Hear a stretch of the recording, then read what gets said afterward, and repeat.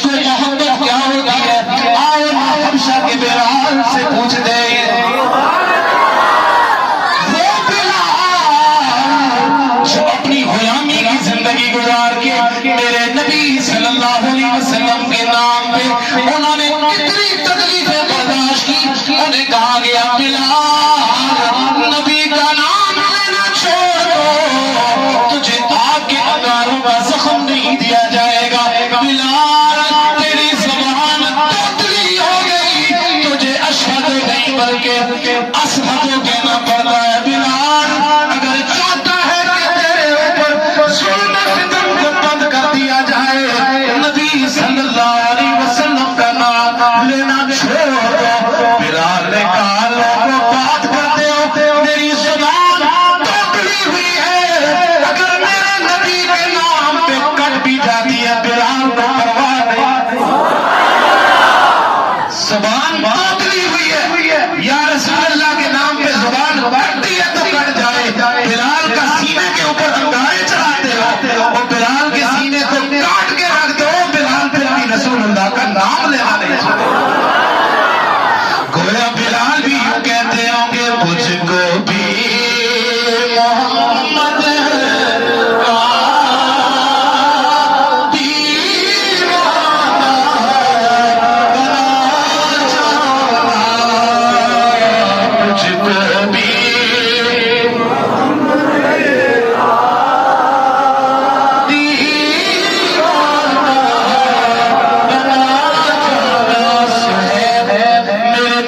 صلی اللہ علیہ وسلم کے غلام روم سے چل کے آئے جناب سمیہ، اسلام کی راہ میں پہلی شہید ہونے والی عورت، جن کی متعلق آتا ہے کہ اتنا ظلم ستم ہوا کہ جس ظلم کی داستانوں کو بیان کرنا ممکن نہیں ہے۔ میرے نبی صلی اللہ علیہ وسلم کے یار غار صدیق اکبر کو اتنا ظلم دیا گیا، اتنا ستایا گیا، لیکن انہوں نے بھی کبھی پیچھے مڑ کے نہ دیکھا، بلکہ کہا یا رسول اللہ کروں تیرے نام پہ جان فدا، نہ بس ایک جا تو جہاں فدا، تو جہاں سے بھی نہیں جی برا، کروں کیا کروں جہاں نہیں، کروں کیا کروں جہاں نہیں۔ تو یہ سارا منظر دیکھ کے ایک ہی بات ذہن میں آتی ہے کہ مجھ کو بھی محمد کا دیوانہ۔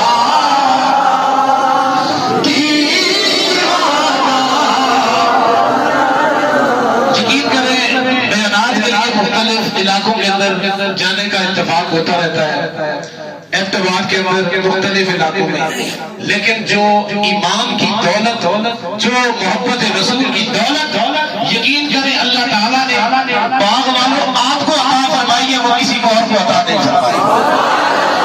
یہ رات کے 1 بجے نیند چھوڑ کے رسول پاک صلی اللہ علیہ وسلم کے نام کے اوپر یا مسجد کے اندر آپ لوگ بیٹھے ہوئے ہیں، یقین کریں یہ محبت کا جذبہ نہ مجھے اعتبار میں نظر آیا، نہ سرگودا کی گلیوں کے نظر آیا، یہ کہیں پہ بھی نظر نہیں آیا جو محبت اللہ تعالیٰ نے آپ کے سینوں کے اندر عطا فرمائی۔ تو ذرا مل کے کہہ لیجیے نا، آخر تک جب تک یہ وہی آواز نہیں آئے گی یہ شعر چلتا رہے گا، مجھ کو بھی محمد کا دیوانہ بنا جانا، اس چہرہ انور کا دیدار کرا جانا۔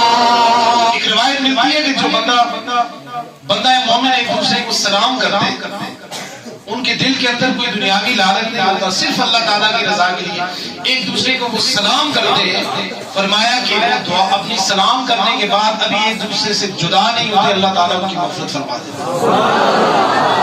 یہ کوئی معمولی بات ہے جی، سلام کرنا کون سی بڑی بات ہے، لیکن فرمایا اللہ تعالیٰ، اور پھر فرمایا جو بندہ کسی مریض کی عیادت کے لیے جاتا ہے، فرمایا کہ وہ اگر صبح کے وقت جاتا ہے شام تک اللہ تعالیٰ کے 70,000 فرشتے اس کے لیے مغفرت کی دعا کرتے ہیں۔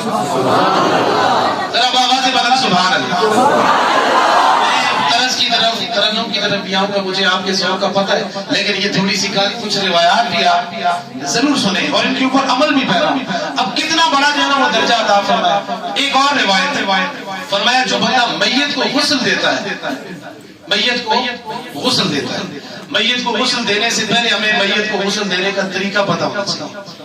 اگر جن میرے نوجوان بھائیوں کو دوستوں کو نہیں آتا وہ اپنے علماء سے ضرور سیکھیں.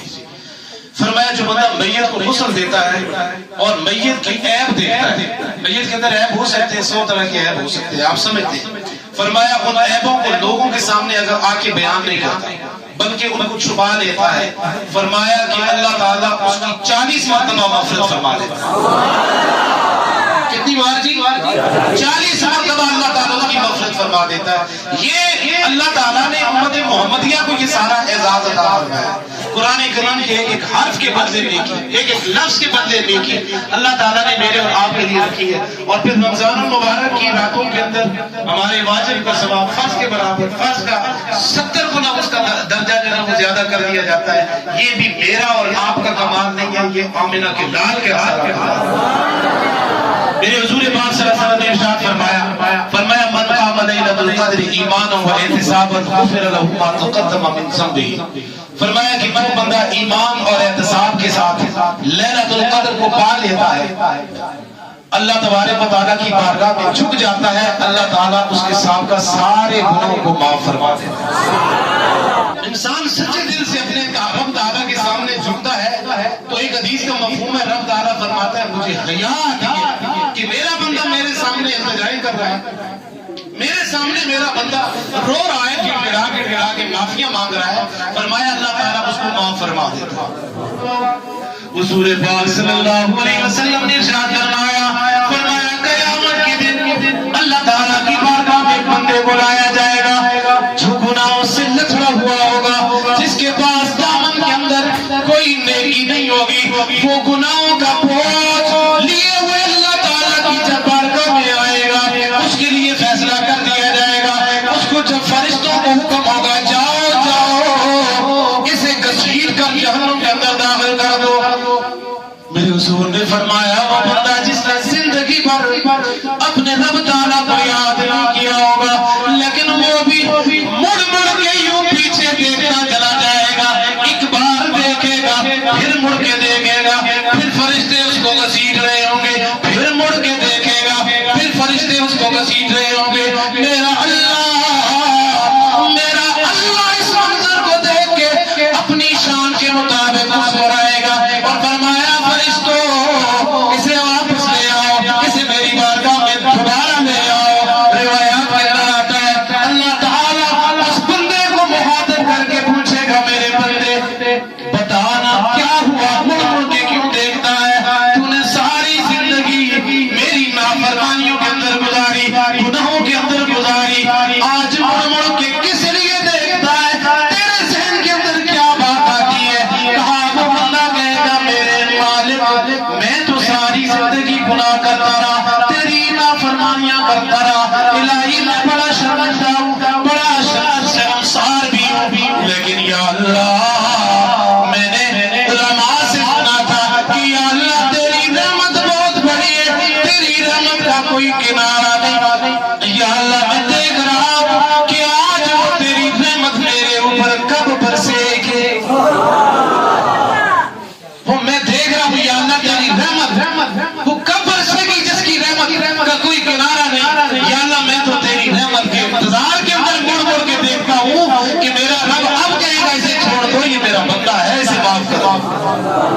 اللہ فرشتوں سے فرمائے گا میرے بندے کو میری رحمت پہ اتنا یقین ہے, اسے جہنم کی طرف گھسیٹ کے نہ لے کے جاؤ, اسے جنت کے اندر داخل کرو. فرمایا